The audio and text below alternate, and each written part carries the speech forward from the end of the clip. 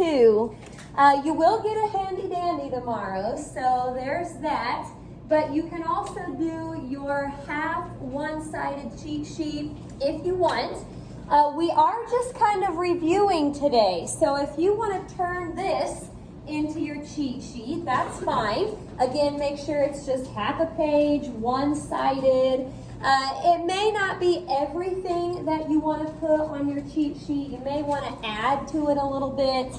But especially the stuff from 5-1, it's been a little while since we've done that stuff, so I really thought a review day would be good here before we have our quiz tomorrow. Okie doke. So I'm going to start with 5-1, and I'll try a few examples here. And these are the ones that I was kind of worried about. Ones that I thought we maybe sort of forgot how to do, just because it's been a while. So the directions, and this should be kind of the first part of the quiz. I think I sort of put it in the same order. But you want to use the given values. Use the given values to evaluate the remaining trig functions. Use the given values to evaluate the remaining trig functions. Okie dokie. I'm going to grab my handy dandy. Probably going to need it at some point or another. Now, this is what they're telling us here for number 1.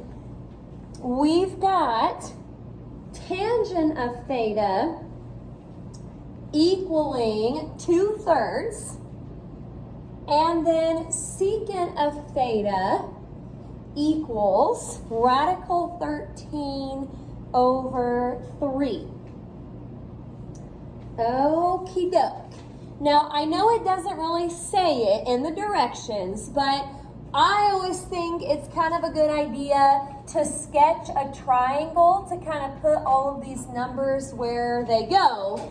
But before I do the triangle, I should probably figure out what quadrant I'm in. We know by now, hopefully, that there's 4 different ways we could draw our right triangle, and it just depends on the quadrant. So I'm looking for the quadrant where tangent is positive. This is a positive 2/3, and secant is positive. What quadrant would that be? Quadrant 1. That's where tangent's positive and secant is positive. So if you just look at the top right corner of Handy Dandy, that'll tell you or show you how to draw the right triangle. Okay, the right triangles are especially important when you get to the negatives. We may not have any negatives on this one since we're in quadrant 1, but I'm thinking SOHCAHTOA here, tangent is opposite over adjacent. And so from theta, opposite is 2, adjacent is 3.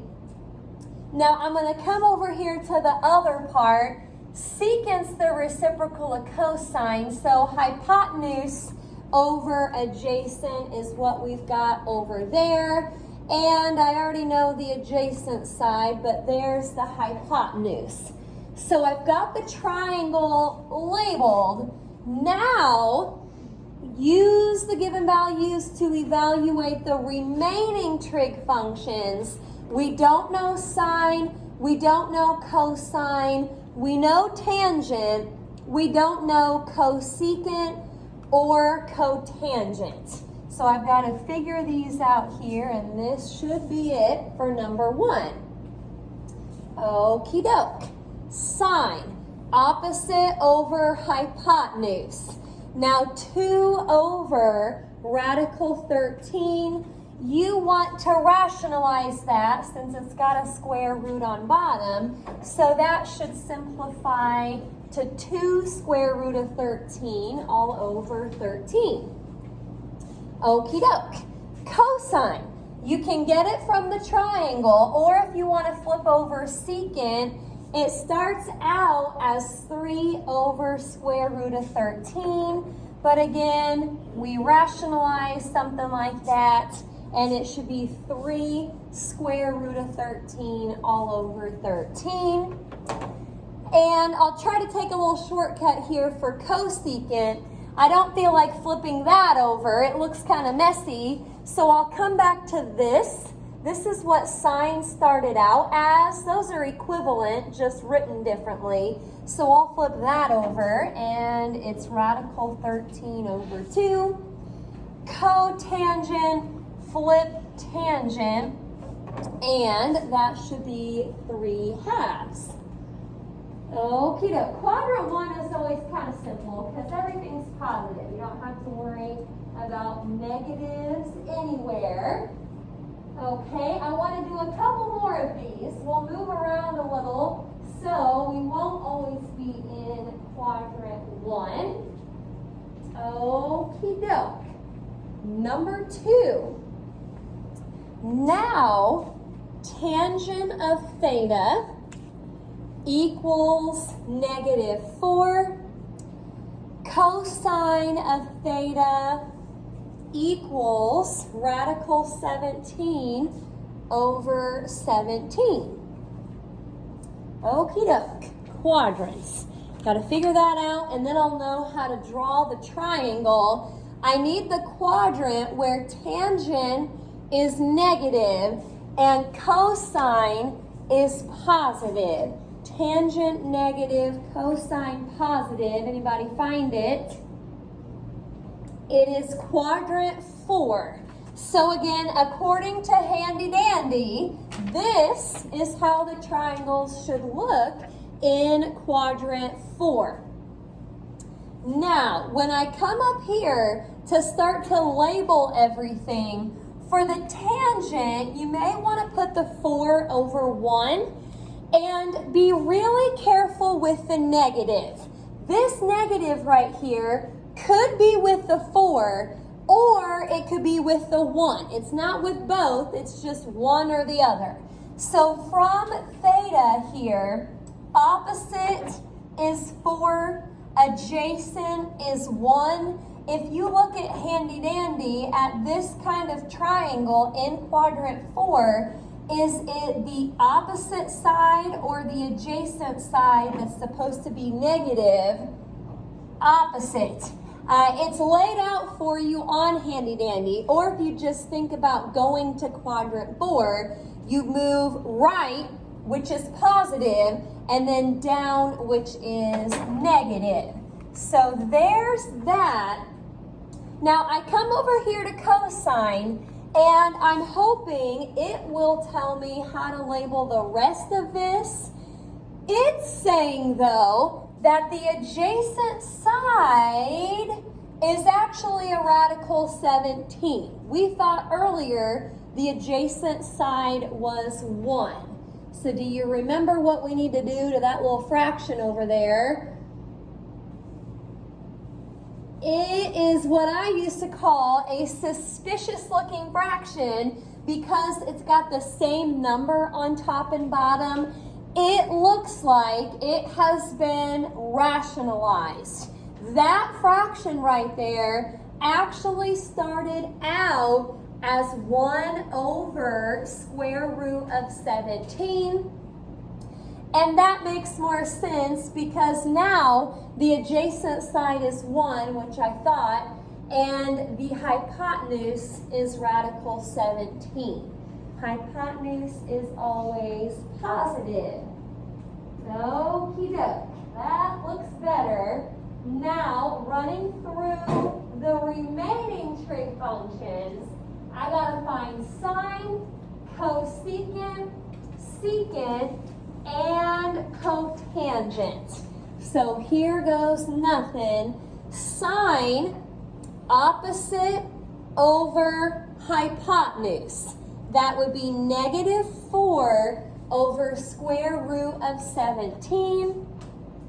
So I rationalize that, and it should turn into negative 4 square root of 17 all over 17. Alrighty, cosecant, no thanks, I'm coming back to this.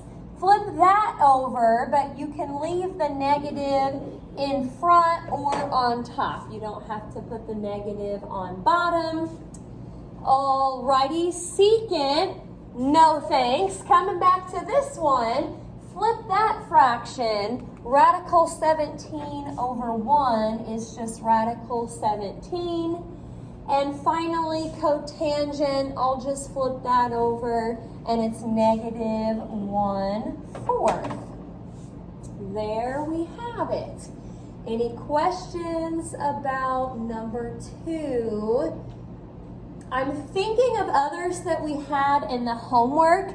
This is a pretty good one with that fraction right there. We also had some in the homework that, like maybe for the tangent right here, it was actually given to us as a positive. But when we looked at our quadrant, the opposite and adjacent sides actually needed to be negative. That would be like if you're in quadrant 3 and we had to put negatives on top and bottom for it to make sense with the quadrants. So quadrants are really, really, really important. Even if it looked positive, it may have started out negative. Okie doke. We're going to do just one more like this, and then we'll get to some of the identity stuff. So number 3, cosine of theta equals 0. And then sine of theta, they're not telling us what it is. They're just saying sine of theta is greater than 0. Well, you know, I guess this is kind of helpful. If sine of theta is greater than 0, it must be positive. So if you look at handy dandy, oh darn, cosine is 0, that's not going to work. That is not going to be in a quadrant necessarily because of this right here. I thought we had something over there, but they're telling me cosine is 0. This is one of those weird problems where, like I said, you're not really going to be in a quadrant and you're not really going to be drawing a triangle of any sort. I'm going to come to my handy dandy here so we can look at this together. It's telling me cosine is 0, sine is positive. Let me look first here at where cosine is 0. I see it in a couple places. Cosine is 0 at pi over 2 and 3 pi over 2. Now, I've narrowed it down to a couple places, but they also told me sine is positive. If you look at the sign right here in line with the pi over 2, it's positive 1, so that looks good. The sign over here is negative, and that's not going to work. So I have figured out that the theta in this problem is actually pi over 2. So you can just use this little column right here from your table to find the remaining trig functions. What are they? We actually didn't know what sine was, so we're going to say sine of theta is 1. They gave us cosine, but we also need to say tangent of theta is undefined, cosecant is 1, secant is undefined, cotangent is 0. I'm going to put them all up there for you. So there we have it. Again, if they just tell you it's positive or maybe that it's negative, you still need to list what it is. They didn't really tell you that part. Okie dokie. Any questions about that? Now, I'll go ahead and kind of explain what the quiz will look like. These problems here will be kind of the only ones from 5-1. We did do some identity stuff in 5-1, and so I can't say that that stuff won't be on the quiz. Some of the techniques that we use to simplify from 5-1, you do need to know how to do. But as far as the directions go, the directions from 5-1 for the identity stuff just said simplify. You won't have any directions on the quiz that just say simplify. The directions are going to say verify. That's more what we were doing in 5-2. So again, some of the techniques that you used from 5-1, the identity stuff from 5-1, you still may want to go back through some of that. But all of the identity problems on the quiz will say to verify. So you keep the right side, work on the left. Also, if there's any that you're supposed to factor first, I'll tell you. I'm telling you right now, for the ones we're doing, factor on number 4 and number 6. I think it's just kind of nice to know ahead of time that that's what you should try to do first. So again, I'll give you that same kind of hint on the quiz, if there's any that you should factor. Okie doke. Well, number 4, tangent squared of theta, cosecant squared of theta, minus tangent squared of theta, and it equals 1. Okie doke. Factor on number 4. Now, if you look at the left side here, there's 2 terms. This is 1 term. This is 1 term. There's 2 terms. Now, the first rule of factoring actually is to pull out the GCF, and it does look like we have a GCF. Both of these terms have a tangent squared in common. So let's pull the tangent squared of theta out front. Now, to get the leftovers, just imagine dividing both of those by tangent squared. So you'll just get a cosecant squared of theta minus 1. Don't forget the minus 1. And then all of it still equals 1. Now, most of the time on these problems, you really only have to factor in that first step. And then usually once you've done that, you can go ahead and try to find an identity. You know, technically, that's a difference of squares, but like I said, you're not really going to have anywhere you have to keep factoring. So I'm looking here, and this makes me feel like a Pythagorean identity. Cosecant squared minus 1, that equals cotangent squared. Okay, we're on the right track here. What type of identity should I use to finish this? Yeah, reciprocal. You can do it 2 different ways. I kept tangent squared. I put it over 1. And then I rewrote cotangent squared as 1 over tangent squared. Or the other way would be to rewrite this as 1 over cotangent squared. Leave the other cotangent squared, however you want to do it. But those should drop out. And there we have it. Left side equals the right. Now, since all of the identity problems tomorrow are going to say to verify, make sure that you are keeping both sides in every step, and that last step should show that the left side equals the right. I should probably also say that if you're given this and you just miraculously end up with this, you probably aren't going to get many points.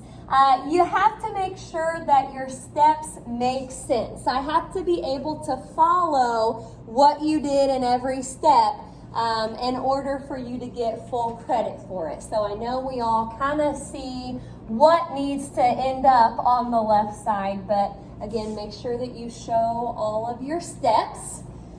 Okie doke, I'm going to move on to number 5. It doesn't look like we need to factor on number 5. Okie dokie, I've got a tangent of x over 1 minus cosine squared of x, and it needs to equal secant of x cosecant of x. Let's think here. Keep the right side, work on the left, unless it's a proportion like we saw yesterday. Well, I'm looking over here, and again, it seems like these happen a lot, but that bottom part makes me think of a Pythagorean identity. If you thought about breaking the fraction apart, this would be one of those times where we can't do that because we have 2 terms on bottom. That's only if you've got 1. Well, 1 minus cosine squared is sine squared. I'm going to just start with that. Now, again, I don't really know where we're headed yet. Sometimes you don't. You just have to get going and see what works. Okay, I've got a tangent and a sine squared. What kind of identity would make something in common with a tangent and a sine? Yeah, quotient. Let's try to maybe rewrite tangent as sine over cosine. Leave the sine squared on bottom. Okay, so this is kind of weird right now, but we've got a fraction in a fraction. So at this point, I'm going to try the old keep, change, flip. The reason I didn't rewrite sine squared as anything is because I want to see if maybe something will cross out with the sign that I have on top. So keep sine of x over cosine of x, change it to multiply, flip what you have on bottom. Since this was just sine squared of x, when you flip it, it'll be 1 over sine squared of x. So you don't really get everything to drop out on this diagonal, but you can at least divide by sine of x on each little part here. So sine of x divided by sine of x is 1. Sine squared divided by sine is still going to leave you with sine. Now, if you look at what you've got over here and keep in mind where you're headed, this is the goal right over here. You've actually got it if you just use a couple reciprocal identities. 1 over cosine, that's going to turn into secant, and then 1 over sine, that is going to turn into cosecant. So there we go. Now, as far as showing your steps on this problem, all of these steps, except for maybe this one right here, you could probably get away with not writing this out because I can kind of see what you've got already up here. But all the rest of them really need to be shown so you can see, or so I can see, what identity you're using each time. Okie dokie, any questions about that one? Okay, well, number 6. This, I think, is the last one. And remember, it did tell us to factor on number 6. So we'll keep that in mind. Secant squared of x cotangent of x minus cotangent of x equals tangent of x. Okie doke. Keep the right, work on the left. I didn't have any proportions today. That doesn't mean you won't have any on the quiz, but all of these have been keep the right, work on the left. Hey, there's a cotangent of x in common. This is kind of like number 4, I guess. 2 terms with a GCF. We're going to pull the cotangent of x out front. That leaves me with secant squared of x minus 1. Well, I see the secant squared of x minus 1, and I'm thinking Pythagorean. That turns into tangent squared. So for the time being, I'm going to leave cotangent out front, and I'm going to rewrite secant squared minus 1 as tangent squared. Okie doke. Now, probably at this point, we need to kind of look over at what we're going for. We're going for a tangent of x. So I may want to leave this tangent squared, but rewrite cotangent as 1 over tangent.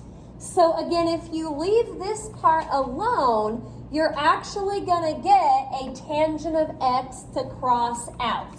So this is kind of like what happened on number 5 with the signs.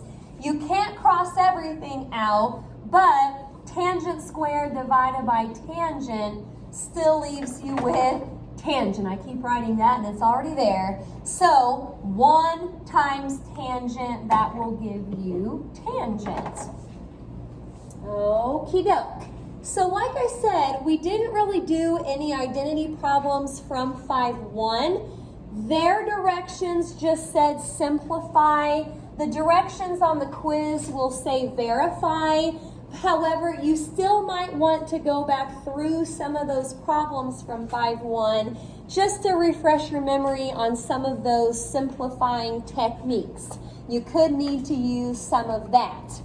Now, I am going to do just a little review assignment here to make sure we get some good practice for tomorrow. Best way to study for a math test or quiz is just to practice, do more problems.